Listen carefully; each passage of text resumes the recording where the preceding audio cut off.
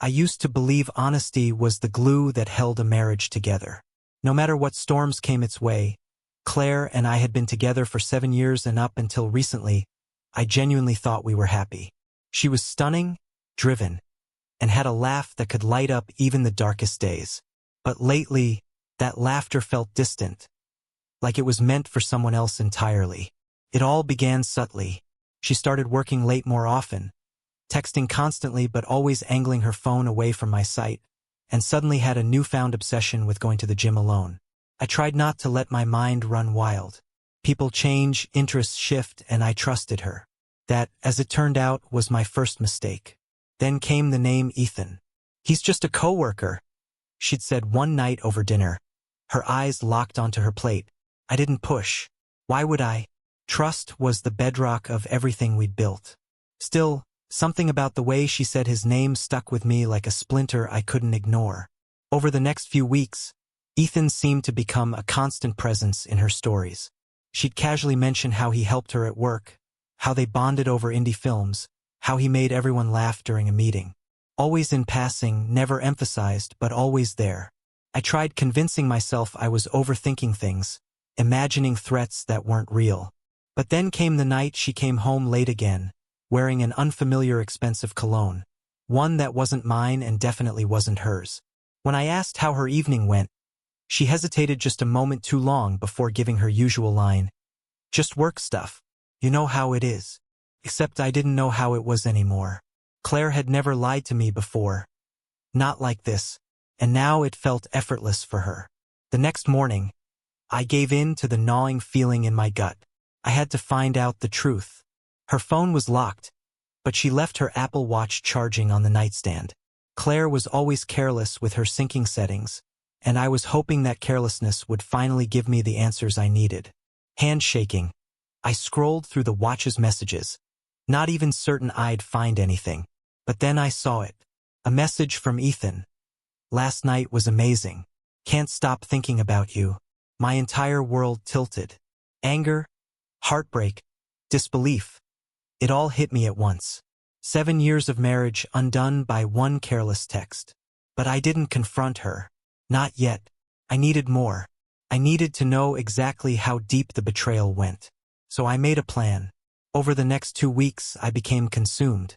I placed a GPS tracker in her car and installed a hidden app on her phone that synced her texts to mine. I hated what I was doing, but I needed the full truth.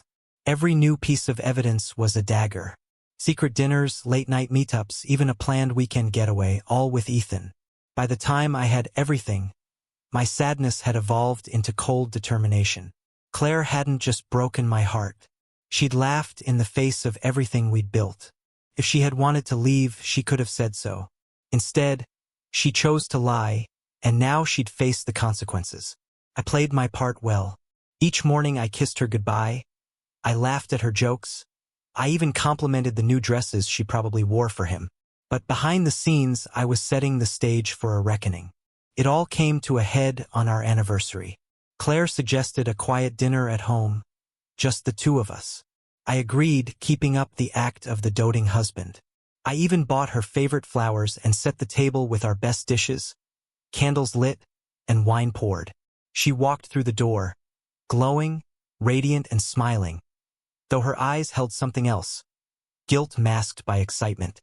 We sat and chatted like normal. I asked about her day, about work, and of course about Ethan.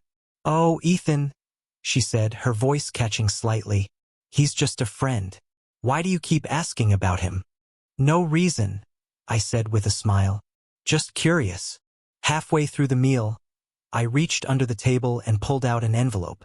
"I got you something special for our anniversary." She smiled as she took it until she opened it. Inside were printed screenshots of her messages with Ethan, photos of their secret rendezvous, and a copy of the hotel booking for their weekend escape. I watched as her hands began to tremble and her face went pale. "Want to explain this?" I asked, my voice steady but sharp. Claire stuttered, her words tangled and panicked. "It's not what it looks like. He's just a friend. Those texts, they're out of context." "Out of context?" I laughed bitterly. "So last night was amazing refers to a brainstorming session, I assume? Tears filled her eyes. She pleaded, said it was a mistake, a moment of weakness. But I wasn't interested in excuses anymore. You didn't just betray me, I said, my voice rising. You destroyed our marriage. For what? A guy who probably doesn't care about you half as much as I did. She reached for my hand, pulled away. Don't. Then came the final blow. I'd invited guests to our anniversary dinner. Right on cue, the doorbell rang. Claire's expression turned to panic as I walked to the door. There stood her parents, my parents, and best of all, Ethan's wife. The room erupted. Claire's mother broke down in tears. Her father shouted in disbelief. And Laura, Ethan's wife, stormed in fuming, demanding answers. Claire tried to run upstairs, but I blocked her path. You don't get to run from this, I said. You made your choices. Now face them. For the next hour, secrets poured out like a broken dam. Laura brought her own receipts, texts, photos, proof that Ethan was just as deceitful as Claire. The parents stood in stunned silence, watching everything unravel. Claire sobbed, begging for forgiveness. From me, from her family, from Laura. But there was none to give. I handed her a folder. Divorce papers already filled out.